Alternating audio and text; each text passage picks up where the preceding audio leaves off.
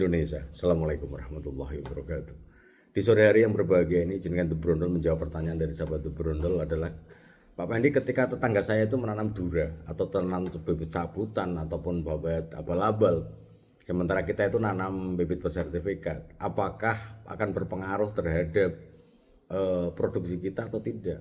Maka satu hal yang harus saya sampaikan kepada sahabat The Brondol semuanya, bahwa ketika kita ngomong genetik, yang kita panen pada hari ini adalah genetik dari kecambah yang dulu kita beli. Sehingga dengan adanya dura dari tetangga-tetangga kita yang kemudian ketika ada Elaisdibius cameronicus itu menyerbuki tanaman kita yang bersertifikat, apakah akan berpengaruh terhadap produksi kita? Jawabannya adalah tidak. Artinya bahwa nanti tanaman kita jadi dura semua, tidak. Jadi kalau yang bibit bersertifikat, ketika dia terserbuki, apakah dia terserbuki oleh tanaman yang kita miliki? Karena kita mengingat bahwa kelapa sawit adalah monoecious, yang artinya bahwa ketika tanaman kelapa sawit kita menanam kelapa sawit, maka akan mungkin memiliki bunga jantan dan bunga betina. Itu kalau masalah proporsi tergantung varietas. Ada varietas yang bunga jantannya dikit, ada juga varietas yang mungkin bunga jantannya adalah memenuhi syarat untuk produksi itu sendiri. Akan tetapi ketika tetangga kita nanam dura, kemudian dura menyerbuki tenera yang kita tanam ataupun bibit bersertifikat, maka tidak akan berpengaruh. Artinya misalnya ini bibit genetiknya adalah tenera, datanglah serangga penyerbuk yang membawa serbuk sari dari bunga jantan dari tetangga sebelah menyerbuki kita, apakah kan nanti buahnya menjadi dura? Mungkin nggak? Jawabannya adalah sangat tidak mungkin.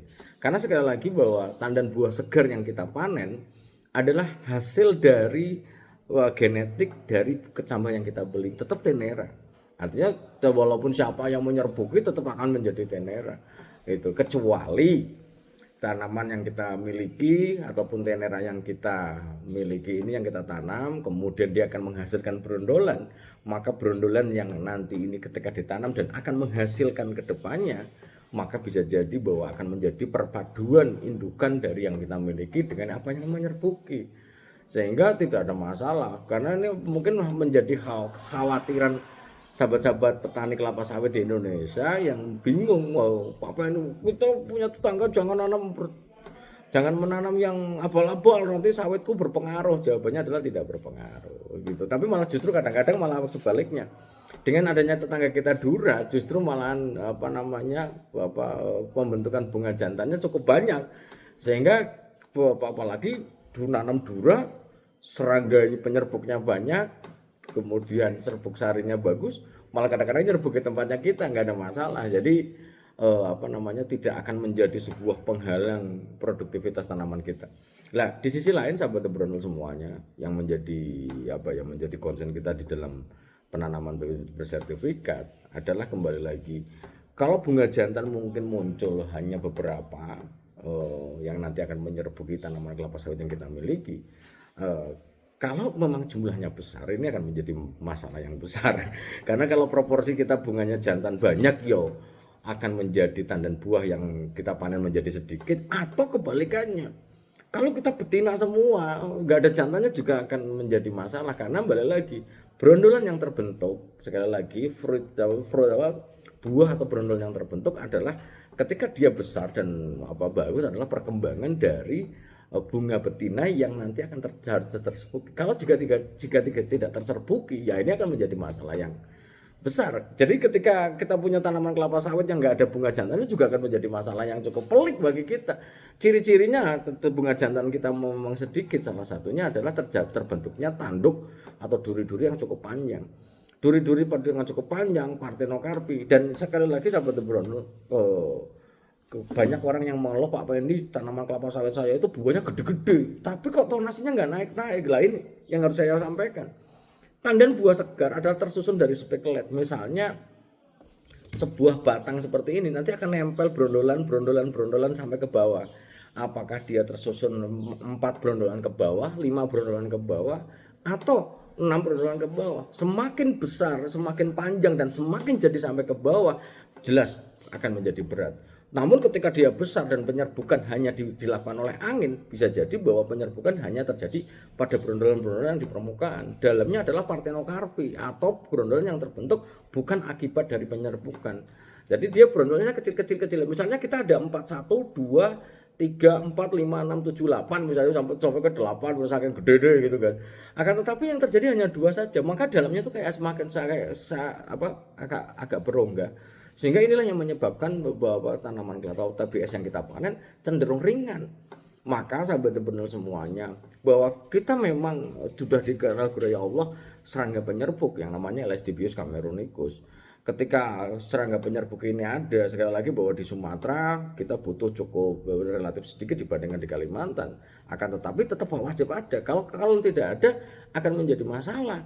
Masalahnya apa? Kenaikan produksi 15% disebabkan karena adanya 20.000 ekor Lesdibius cameronicus per hektarnya. Kan lumayan 15% itu loh. Kalau di Kalimantan mungkin akan membutuhkan karena memang secara iklim berkaitan dengan kelapa sawitnya mewajibkan harus ada 50.000 ekor. Ini penelitian PPKS ini. Apa namanya harus ada itu untuk menaikkan sebesar 15% dari produksi ini. Jadi kalau serangga penyerbuk sudah ada, bagaimana nih mempertahankannya? Ini yang menjadi catatan kita sahabat Brondol. Jangan sampai kita memiliki tanaman kelapa sawit, penyerbukannya amburadul.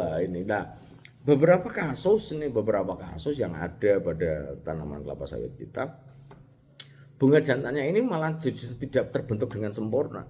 Beberapa varietas yang sangat minim bunga jantan ya ada, sehingga perlukan sebuah penanaman campuran untuk bisa menghasilkan bunga jantan. Bunga jantan ini yang nanti akan menghasilkan serbuk sari untuk menyerbuki. Lah kalau seandainya kalau tidak terbentuk dengan bahan tidak sempurna, maka akan menjadi hal yang sekali lagi akan sangat berpengaruh terhadap ini. Tapi intinya di sore hari yang berbahagia ini, hal yang saya sampaikan adalah ketika tetangga kita menanam cabutan, apakah dia dura ataukah yang nanti persifera, dan sekali lagi bibit cabutan atau bibit abal-abal, maka kita tidak tahu random genetik yang mereka miliki itu apa.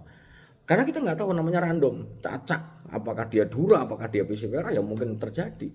Nah, kalau seandainya mereka menanam ya nggak ada masalah, silakan saja. Tapi sekali lagi, tandan buah segar yang dihasilkan oleh tanaman yang kita tanam menggunakan bahan baru bibit bersertifikat tetap dalam koridor adalah bahwa tetap kita akan panen tenera.